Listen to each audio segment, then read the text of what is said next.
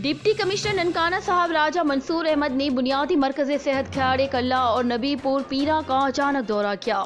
Deputy commissioner ने मरीजों के वार्ड्स के अलावा अस्पताल के मुख्तलिफ शोबाजात का मुआयना किया।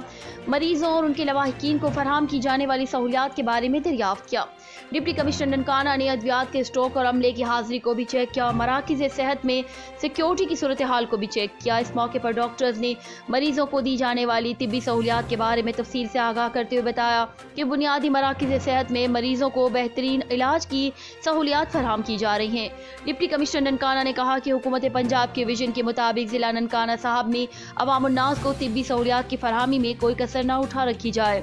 उन्होंने अस्पताल के अमले को हिदायत की कि मरीजों के लिए बेहतरीन सहूलियात की फरहमी के लिए हर मुमकिन वसाइल को बरूए कार लाया जाए। मरीजों को बेहतरीन इलाज के साथ मुफ्त अद्वियात की फरहमी यकीनी बनाई जाए। मरीजों और उनके लवाहिकीन के साथ खुश अखलाकी से पेश आया जाए। रिपोर्टर मेहर अब्दुल गफूर, मोरखंडा, ननकाना साहब।